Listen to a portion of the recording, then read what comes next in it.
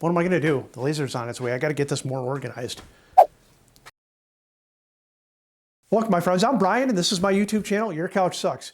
If you've been here before, thanks for stopping back. If you haven't been here before, thanks for stopping in. Got a lot of videos on my YouTube channel of how to make your workspace, your garage, your workshop, whatever you want to call it, more convenient, more comfortable, and more efficient so you can do projects and have fun doing it and stay safe doing it. Recently, I did something pretty crazy. I bought a large format CO2 laser from a company called One Laser. It's a Hydra 13, very big laser. It's gonna take up a lot of space in my garage, and that's gonna arrive in about a month or so. Because of that space that I don't have, I've gotta get a little bit more creative, clean up some more stuff, declutter a few things. So to help this project along, I went to Home Depot recently and bought one of the 62-inch adjustable height workbenches. And the idea behind that is I'm gonna take my fiber laser, which is an absolute mess, and has been sitting on an old kitchen island.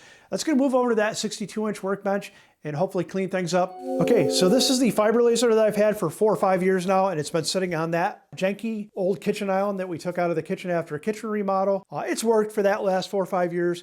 Not very convenient, not a lot of storage space, and as you can see, it's a mess. So with this 62-inch workbench and the rolling tool cabinet that my kids got me for Christmas, we're gonna get this all cleaned up, make it look better, get it up over on the other side of the garage a little bit, and make room for that CO2 laser that's coming. Okay, so here we go. We're gonna get into the assembly of this workbench. The only thing that I did differently is these do come with caster wheels, but I was watching a video from Johnny Builds, and he really recommended switching the caster wheels out that come with this with something a little heavier duty, and I did do that. This would be the workbench top, and that's pretty heavy, but knowing how I operate, we're going to throw this down and protect it. Yep, that's pretty heavy. Okay, so instructions, we'll take a look at those, see if we actually need them. Extra garbage. Always love having more cardboard to bring out to the road for the garbage guy who just loves us to death with all those Amazon packages and stuff. All right, let's see what we got here. There we go. Yep, these would be the drawers. So drawer assembly. The side legs over here. Yeah, this is going to be the right side one, it would appear, because that would be the crank arm right there. Crank it. So right there. More pieces and parts, probably the screws, I'm guessing. We'll find out here. Nope, not sure exactly what pieces those are. We'll figure it out. There's the box of screws. Yeah, don't go short on the cardboard. Left side leg. It looks like the final piece is going to be the base and the adjustment rod to make it so it can go up and down. Adjustment rod. And there we go. So comes with a wrench, which probably is pretty much useless. Make life easier with this. There we go. Looks like we're going to get a visit from the shop dog. What are you doing there, dog? This would be Riley, nosy dog. First thing you want to do, we want to make sure we know which side is the front. The front is noted by, if you can see it, it's got the Husky label on this side, so that's going to be your front. So we're going to work over on this side first. So again, that's the front corner over there. So we want to make sure that we put all the stuff in the right spot. One thing I would recommend, especially assembling anything, don't crank everything down right away. If you do, you're more than likely going to have to unscrew everything to get everything to line up. And this is even more so with the rod. It helps crank everything up and down. I would assume that if you put that too tight at the sides and then you try to fit that in, you're going to end up with some problems. Just tight enough to hold it up. So that side's in, pretty quick and easy. And doggy, watch out. That side. 4 bolts on either side, it looks like. I'm pretty happy this isn't one of those projects that my wife gets me into that's thousands of parts and very, very poor instructions. So far, these ones look pretty straightforward. Just gonna do that. There we go. Get that bar to fit in there. There it is. Get the holes. There we go. Got her lined up. And actually, I think I can probably crank these down now that rod is in there. But I've been proved wrong a time or two. Okay. That's it. Now it looks like the top cap or the base of that goes on. And actually, I think I did read something about leaving those loose so you could actually get this to fit on. Yeah, of course. Why would I expect that to? Remember what I said at the beginning about leave things a little bit loose? All right. Okay. That's tightened down. And then there's a lot of screws we got to put in here. 8 of them got to go in here, it appears. Okay, that's tightened in. Okay, so this next portion here, if you mount it in the back, you can get more space as far as being able to roll a chair up under the bench. So if you want that, that's where you're going to want to be.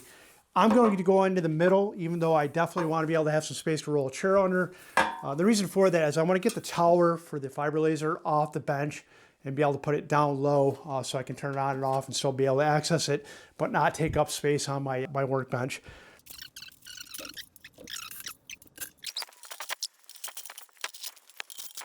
Again.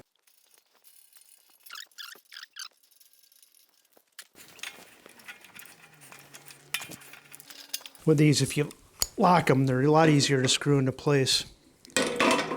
Well, sort of. Gonna want to make sure we know where the front is. So this is the inside, faces the inside this way, and it's gonna go right there. I'll screw that in a second. And obviously the other side, it slides this way. The front is this way, going towards my legs. So we want to make sure that's there. And as soon as I get all the screws I need and the screw gun, we'll get those in position. No man knows he's getting forward.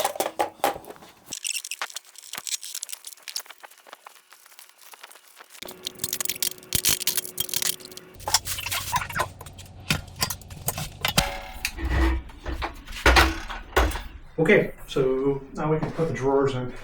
The trick with the drawers, you're going to want to make sure you have these ball bearings pulled all the way out.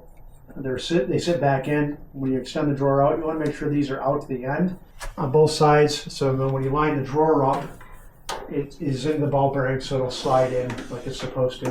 The drawers are not all that deep. I was really kind of hoping that they would be deep enough, especially on the fiber laser side, where I can put my additional lenses in here and still be able to close it. And it doesn't look like I'm going to be able to do that. So I'll put something in here and be able to use it for storage, whether it's my depth gauges and such. Some of the fiber laser jigs, such as these that I make and sell, I'll be able to put those in there and have some space for them. I was really hoping to be able to put the lenses in there, but I can put that in the Husky roll-around tool chest that I have.